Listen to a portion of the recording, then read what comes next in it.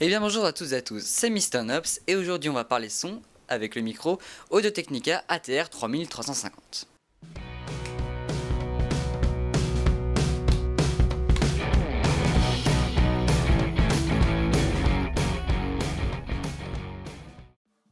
Le micro Audio-Technica ATR 3350 est un micro entrée de gamme. On le trouve aux alentours des 30 € sur Amazon, ce qui fait de lui un micro très accessible pour les débutants. Sur la face avant du packaging, on trouve un visuel du produit, le nom de la marque et le nom du micro. Sur les faces latérales, on retrouve le logo de la marque ainsi que le nom et le numéro du micro. Sur la face arrière, il nous sera donné des spécifications techniques sur le produit en 3 langues, en anglais, en français et en espagnol. Il est notamment spécifié que ce micro enregistre en omnidirectionnel, c'est-à-dire qu'il prendra que le son devant lui, qu'il a un poids extrêmement léger de 6 grammes et un câble de 6 mètres, ce qui satisfera tout le monde pour des plans larges comme des plans serrés. Passons à présent au déballage. Il se fait au premier abord assez laborieux car quand on ne sait pas quelle langue est tirée, on a peur de déchirer le carton, mais bon, une fois sorti, on y est. Alors en premier, on va trouver une sorte de petit prospectus parlant de la garantie du produit. En deuxième et dernier, on a le micro.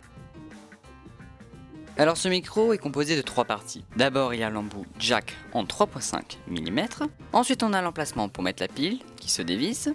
Et un petit bouton on-off pour activer ou désactiver la prise de son. Et on a aussi une attache pour pouvoir fixer ce petit port de batterie sur votre ceinture. En tout dernier, et ce qui sera le plus intéressant, c'est bien évidemment le micro. Il est assez petit et passe partout, faites attention à ne pas le casser.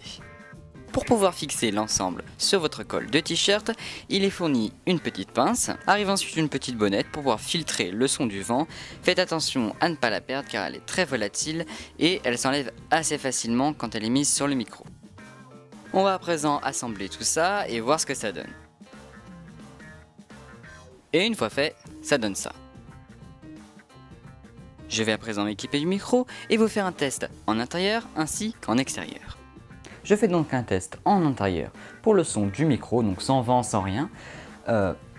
Très bon son, il n'y a rien à redire. Vous pourrez peut-être entendre un petit bruit de fond quand vous ne parlez pas.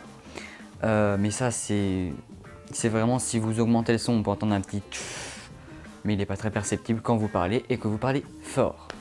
Nous voici donc en extérieur et donc nous faisons un test du micro avec le vent et les conditions. On peut voir que le son de ma voix reste clair et audible.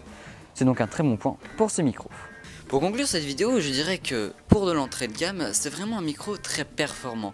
Il a de bonne qualité, le son de la voix est clair et audible. On l'a vu tout à l'heure avec du vent et donc avec la petite bonnette insérée sur le micro, on n'entend rien. C'est vraiment très professionnel.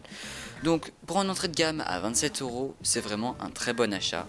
Le seul petit point faible, c'est que quand vous ne parlez pas, il y a beaucoup de bruit. Et même le bruit peut s'entendre quand vous parlez. Donc il est préférable de parler fort, comme j'ai vu sur une précédente vidéo, c'est pour ça que je vous le dis, ou que vous ne l'auriez pas vu.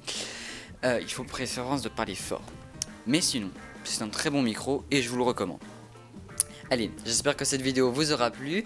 N'hésitez pas à vous abonner à ma chaîne ou me suivre sur Twitter. C'était Mr. Nops. A plus!